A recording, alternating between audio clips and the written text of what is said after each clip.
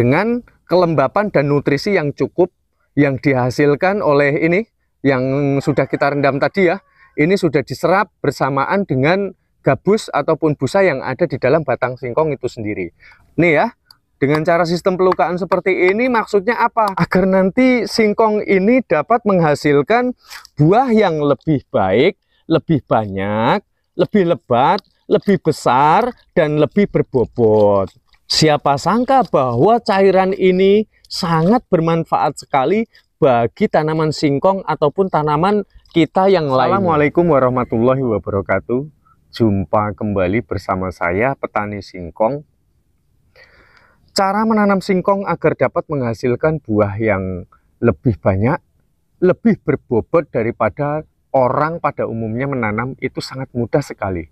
Tapi sayangnya terkadang sebagian besar dari kita itu enggan untuk berpikir lebih dalam sedikit.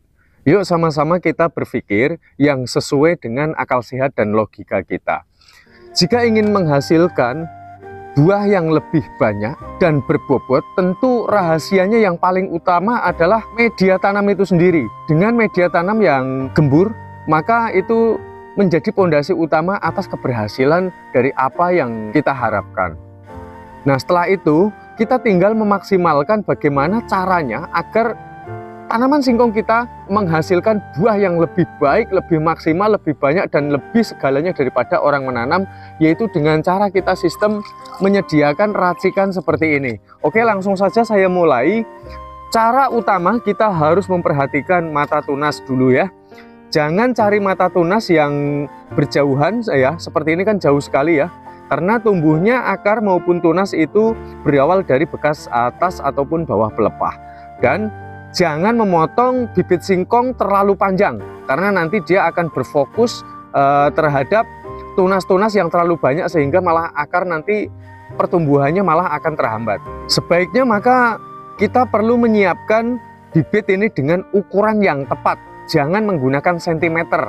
Biasanya di tutorial mana-mana itu menggunakan sentimeter, tapi praktek di lapangan tidak seperti itu. Yang lebih baik kita perlu menyisakan atau menyediakan 6 hingga 7 mata tunas. 1, 2, 3, 4, 5, 6, 7 ya. Nih, jadi kita langsung lakukan sebuah pemangkasan seperti ini. Nah, terkadang juga setelah dipangkas itu lupa mana bagian bawah ya. Bagian bawah, maka untuk menghindari lupa, maka ini harus kita lukai di bagian atas ini. Nah, ini berarti bagian yang atas. Dan lalu kita lebih baik menyediakan cairan seperti ini. Apa ini? Sangat remeh sekali. Ini adalah air cucian beras ataupun air leri. Kita perhatikan lebih dalam.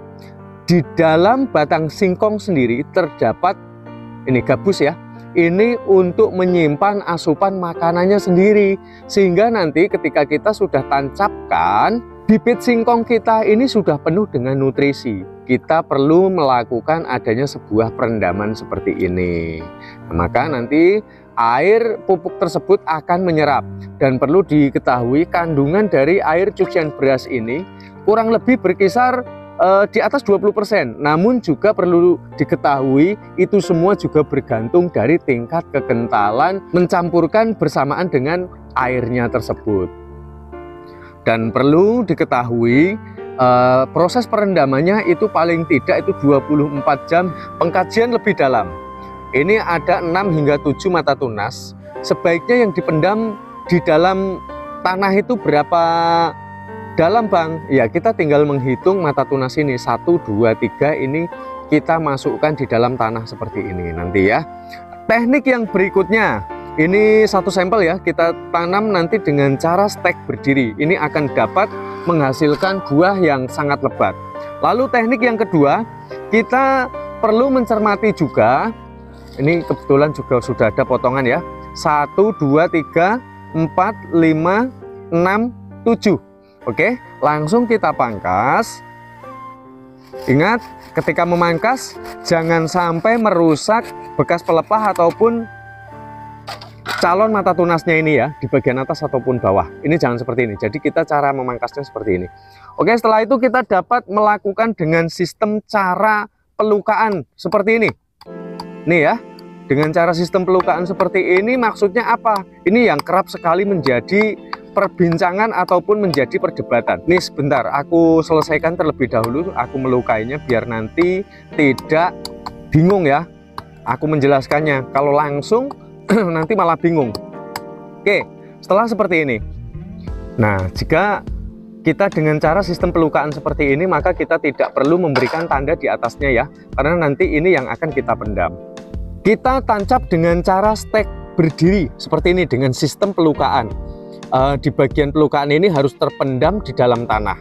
Yuk, ini kita tanam, sekaligus aku akan menunjukkan cara menanam yang baik.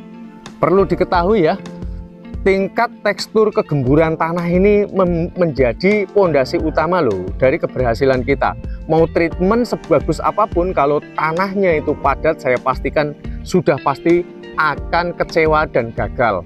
Nah, cara menanam yang baik ini seperti ini. Tadi yang kita tandai ini biar nggak keliru, nanti kalau keliru dia nanti tidak akan bisa tumbuh. Nih caranya seperti ini, 1, 2, 3 mata tunas ini kita masukkan slide ya, kita lakukan penimbunan, maka dia akan berfokus 1, 2, 3, 4, hanya 4 ataupun 3 mata tunas yang akan dia tumbuhkan di awal ya, sehingga nanti akar ini tidak akan merasa keberatan untuk menyuplai dari pecahnya mata tunas yang memang sudah kita perkirakan jumlahnya.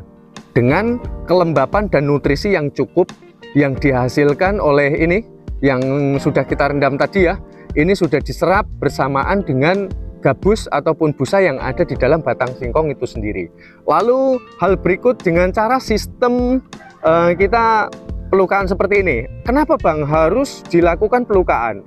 Nih, kita tancapkan seperti ini, lalu kita lakukan penimbunan di sekitar areal pelukaan.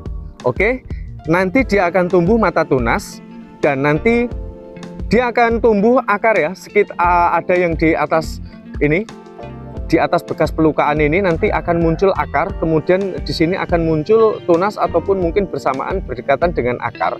Nah, bagian yang teratas ini nanti dia akan berfokus menyuplai pada batang hingga pucuk daun. Kemudian ya bagian yang di bawah di sini dia akan berfokus terhadap akar ataupun pembesaran buahnya. Nah, dengan dilakukannya sistem pelukaan seperti ini, maka dari hasil fotosintesis itu tidak akan dengan sangat mudah, dia akan larut bersamaan nih ke atas ke sini, sehingga dia dapat lebih berfokus terhadap pembuahannya. Dia akan mengalami pemutaran seperti ini. Itu alasannya mengapa sebagian besar petani itu melukai bibit singkong.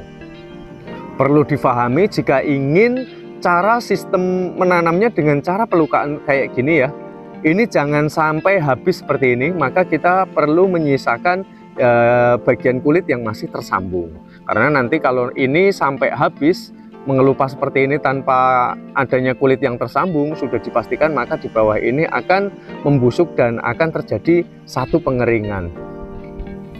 Kalau ditancapkan agak dalam sedikit gimana Bang? Nggak apa-apa ya, yang penting jangan terlalu dalam. Alasan kenapa saya itu merekomendasikan hanya 3 mata tunas yang dipendam di dalam tanah seperti ini, karena dia itu kalau terlalu dalam prakteknya ya seperti yang saya ungkapkan, satu membusuk, lalu yang kedua itu dapat buahnya itu nanti kerdil.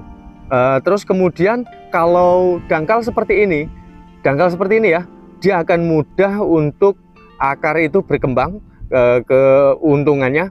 Terus lalu kemudian kita mudah untuk mencabut, dan keuntungan yang lain dia itu akan memenuhi bagian batang tersebut. Berawal dari bekas pelepah ini dia akan tumbuh mata tunas ataupun akar, sehingga dia nanti akan merembet ke samping-sampingnya ini. Oke ya, terima kasih buat sahabat semua. Semoga artikel ini dapat memberikan kemanfaatan ataupun menambah wawasan pengetahuan para sobat semua yang memang ingin berbudidaya tanaman singkong. Kita jumpa pada konten berikutnya, dan saya ucapkan matur suwun.